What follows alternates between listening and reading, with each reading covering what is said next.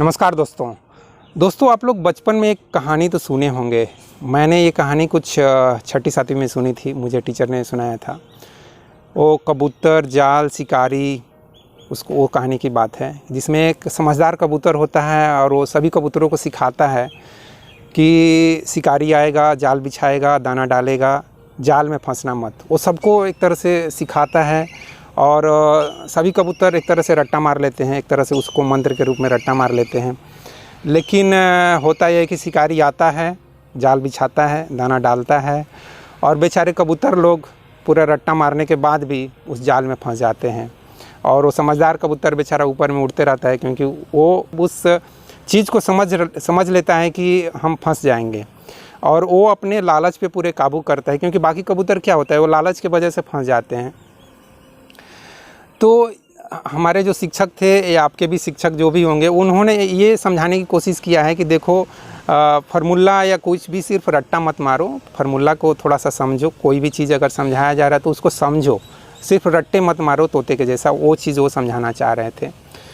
अब दोस्तों उसी चीज़ को थोड़ा हमारे समाज के ऊपर, हमारे देश की जो समस्याएं हैं उनके ऊपर आप सोचिए कि हमारे समाज में, हमारे देश में जो गरीबी है, बेरोज़गारी है, शिक्षा है, जो समस्याएं हैं, चाहे तलाक हो, चाहे कुछ भी। आज के टाइम पे अभी टीना ढाबी जी का डाइवोर्स और रीमैरिज काफ़ी चल रहा है, इसलिए वो तलाक शब्द आ गया और मैंने वीडियो भी कुछ बनाया इसलिए। तो कहने का मतलब ये है दोस्तों कि जो भी ये समस्याएं हैं, वो अगर समस्याओं को अगर हम जाल समझें और उस जाल में हम सभी लोग फंसे हुए हैं, इस धरती के समझ लीजिए कि शायद 700 करोड़ लोग फंसे हुए हैं। 800 करोड़ अगर पॉपुलेशन है तो 700 करोड़ लोग फंसे हुए हैं इस जाल में। अमीर लोग भी फंसे हुए हैं, ऐसा नहीं कि अमीर लोग नहीं फंसे हैं। वो लोग भी बेचारे अपने पारिवारिक और हस्बैंड वाइफ के जो झगड़े के बीच में काफ़ी फंसे हुए हैं। वो भी काफ़ी डिप्रेशन में, कुछ लोग बहुत काफ़ी डिप्रेशन में जीते हैं, बहुत चिंता और परेशानी में जी रहे हैं। और क्या उनको डॉक्टर को, साइकोलॉजिस्ट और साइकेट्रिक, इस तरह के डॉक्टर को वो लोग विजिट करते हैं, नींद की गोली खाते हैं। ये सब चीज़ें तो कभी कभी न्यूज़ में आता भी, आप लोग देखते हैं, बड़े बड़े लोगों की वाइफ या हस्बैंड किस तरह से इवन सुसाइड तक की नौबत आ जाती है। तो खैर, जो भी समस्या हो दोस्तों, जो भी समस्या हो, उसको अगर दूर करना है तो वो उसके लिए हमारे अंदर जो है वो समझदारी पैदा होना पड़ेगा, हमारे अंदर एक जागरूकता पैदा होना पड़ेगा। वही एक उपाय है जिसकी वजह से हम किसी भी जाल में फंसने से बच सकते हैं। पैसा, पावर, प्रॉपर्टी, प्रेस्टीज, बेसिकली ये भी एक बड़े लोगों का ये जाल हो, उनके लिए ये जाल का काम करता है। पैसा, पावर, प्रॉपर्टी, प्रेस्टीज जो है वो बड़े लोगों के लिए जाल का काम करता है। और जो मिडिल क्लास हैं, लोअर क्लास हैं, गरीब लोग हैं, उनके लिए तो भोजन, कपड़ा, मकान में ही, इसी को क्वालिटी बढ़ाने में ही वो जाल में फंसते जाते हैं। एनीवे, तो जो भी हमारे जाल हैं दोस्तों, इस जाल को अगर कट करना है। अब वो कबूतर तो हाँ, इस कहानी में और भी एक कैच है दोस्तों कि वो फिर समझदार कबूतर ने क्या बोला, उसने बोला यार अभी यहाँ हमको एकता दिखानी पड़ेगी। बहुत ही इंपॉर्टेंट बात है दोस्तों, हमें यहाँ एकता दिखानी पड़ेगी। और उसने फिर सभी कबूतरों को मोटिवेट किया कि यार अभी एक ही उपाय है कि हम लोग जाल को तो काट नहीं सकते हैं और शिकारी आने वाला है और हमारे चोंच इतने मजबूत नहीं है कि हम जाल को काट पाएँ। तो तुम लोग क्या करो, पूरे जाल को लेके उड़ जाओ, पूरी ताकत दिखाओ, पूरी यूनिटी दिखाओ। और जाल को उस कबूतर ने मोटिवेट करके सबको उड़वा दिया और किसी पहाड़ पर लेके गया जहाँ उसका एक दोस्त था चूहा, और उस जाल को उसने पूरे काट दिया। तो यहाँ चूहा जो है वो क्या इंडिकेट कर रहा है, समझदारी को इंडिकेट कर रहा है। और जो समझदार कबूतर है वो भी समझदारी को इंडिकेट कर रहा है। ये दोनों मिलके मतलब उस जाल को काट दिए। लेकिन यहाँ दोस्तों गरीबी, बेरोजगारी, जो भी समस्याएँ हैं, ये भी अगर एक जाल है तो इस जाल को हम कैसे काटें? इस जाल को काटने का बस एक ही तरीका है दोस्तों, समझदारी, जागरूकता, अवेयरनेस।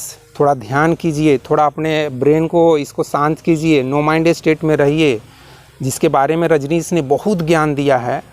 निश्चित रूप से मैं रजनीश की तारीफ़ करता हूँ। रजनीश ने इस ध्यान के बारे में इतने ज़्यादा अच्छे से एक्सप्लेन किया है कि मैं जब उनकी, अब तो वीडियो भी मैं सुन लेता हूँ, तो पहले मैं किताब पढ़ता था, तो मैं कभी कभी सच पूछी तो मैं उनको हाथ जोड़ लूँगा गुरुजी, मतलब एक व्यंग या जो भी समझिए कि जैसे हम लोग दोस्त में भी बोल देते हैं ना कि गुरुजी आप धन्य हो। तो मैं रजनीश से इतने कभी कभी जिस तरह से एक्सप्लेन करते थे ध्यान के बारे में कि मैं सोचता था यार मैं किस लिए पैदा हुआ हूँ, ये तो पूरा ध्यान को एकदम बाट लगा दी है। मतलब क्या है ऐसा चीज़ जो उन्होंने एक्सप्लेन नहीं किया है ध्यान के बारे में, क्या ऐसा चीज़ है जिसके थ्रू उन्होंने कंपेयर नहीं किया है ध्यान को समझाने के लिए। तो इतने डिटेल्स में, इतने डेप्थ में रजनीश ने ध्यान को समझाया है, और उतने डेप्थ में समझाने के बाद भी आप अगर ध्यान को नहीं समझ पा रहे हैं तो दोस्तों ये तो क्या कहा जाए। हकीकत यह है दोस्तों कि आप ध्यान को समझ रहे हैं, लेकिन पावर, प्रॉपर्टी, प्रेस्टीज का जो जाल है ना, वो इतना आपके दिमाग को प्रभावित किए हुए है कि आपको ध्यान में कोई इंटरेस्ट ही नहीं आ रहा है, मन को शांत करने में कोई मज़ा ही नहीं आ रहा है। हकीकत यही है दोस्तों। लेकिन आपको ध्यान करना पड़ेगा। अगर आप अपने अंदर जागरूकता को बढ़ाना चाहते हैं तो ध्यान के अलावे कोई भी बेस्ट तरीका नहीं है। आप अपने ब्रेन को 2-4 मिनट के लिए शुरू में, या 1 मिनट के लिए ही, या आधा मिनट के लिए ही बिल्कुल पीसफुल हो जाइए, बिल्कुल नो माइंड स्टेट में चले जाइए। क्योंकि मैं इस स्टेट में जाता हूँ और उसी के प्रभाव में, निश्चित रूप से उसका प्रभाव है। अगर मैं किताबें लिखा या वीडियो बनाना फिर शुरू किया, 99% उसी का योगदान है दोस्तों। वो जो ध्यान और मेडिटेशन की अवस्था में जो जाता हूँ वही मेरे अंदर से मोटिवेट करता है लिखने के लिए या इस तरह के वीडियो बनाने के लिए, वही मोटिवेट करता है। तो ध्यान और मेडिटेशन ही हमारे अंदर वो होश और जागरूकता पैदा कर सकती है, जिस जागरूकता की ताकत से हम हर एक जाल को काट सकते हैं। जो कुछ भी जाल है, माया मोह अगर जाल है, या मैं माया मोह के बारे में बात करूं, मैं एक्चुअली बताऊं अपनी बात, तो मैं ये मुक्ति भी इतने मेरे को इंटरेस्टेड चीज़ नहीं लगता है। मैं मुक्त भी नहीं होना चाहता हूं। मुझे वो यहाँ पे रवीन्द्रनाथ टैगोर की वो बात याद आती है, जब वो मर रहे होते हैं तो उनके दोस्त बोलते हैं यार आप भगवान से प्रार्थना कीजिए कि मुझे मुक्ति दे दे, मुझे इस धरती पे दोबारा पैदा ना हो। रवीन्द्रनाथ टैगोर क्या बोले, जो नहीं जानते हैं उनके लिए मैं बताना चाहता हूँ, क्योंकि वो फेमस पर्सनालिटी हैं तो उनको इस बात को बहुत से लोग जानते भी होंगे।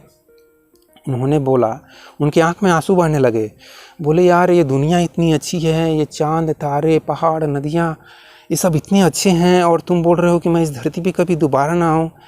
क्या बात कर रहे हो, मैं कैसे भगवान से ये बात बोलूँ। इतना मुझे अच्छा लगा इस धरती पे पैदा होकर। सच पूछो तो वो जो कहानी जब मैंने पढ़ी तो मेरे भी आँख से आंसू आ गए। और ये कहानी मैंने निश्चित रूप से रजनीश में ही कहीं पढ़ी है। तो दोस्तों मुक्ति क्या है यार, मुक्ति किस लिए इतना छटपटा क्यों रहे हो? इस धरती क्या इतनी बुरी है छटपटा रहे हो? कहाँ जाओगे मरने के बाद? मालूम चल गया क्या कहीं कुछ है? इसलिए छटपटाओ मत, ज़्यादा परेशान मत हो। परेशान हो तो अपने अंदर सोचो कि क्यों परेशान हो, क्या परेशानी है। पैसा, पावर, प्रॉपर्टी, प्रेस्टीज, ये सब की परेशानी है तो गेन करो ना यार। पॉलिटिक्स में जाओ, बिजनेस में जाओ, जो भी करना चाहते हो करो। भगवान ने एक मौका दिया है, अस्तित्व ने एक मौका दिया है। नाम कमाना चाहते हो, नाम कमाओ। परेशानी क्या है? स्टेप उठाओ, क्या करना है।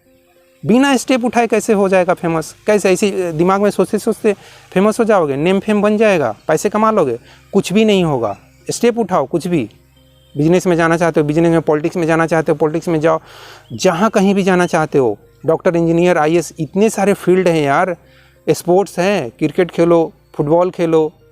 क्रिएटिविटी है तो कुछ लिखो, गाना गाओ, पेंटिंग करो, एक्टिंग करो, डांस करो। और क्या क्या करना चाहिए करो ना, सब जो भी करना है करो। जाल क्यों समझते हो? जाल भी कुछ नहीं है ये। तो जो कुछ भी अपना टैलेंट दिखाना चाहते हो, टैलेंट दिखाओ, और साथ में अपने होश और जागरूकता को मेडिटेशन करके इसे भी बढ़ाओ। तब जाके हमारा समाज बदलेगा, हमारा देश बदलेगा, और ये पूरी दुनिया बदलेगी। तो दोस्तों ये वीडियो काफ़ी थोड़ा लंबा हो गया, तो इस वीडियो को मैं यहीं पर समाप्त करता हूँ। और ये वीडियो अगर आपको थोड़ा भी पसंद आया होगा तो कम से कम अपने 2-4 दोस्तों को ज़रूर शेयर कीजिए। तो इस वीडियो में बस इतना ही दोस्तों। जय हिंद, जय भारत और जय विश्व, जय भगवान। थैंक यू वेरी मच दोस्तों।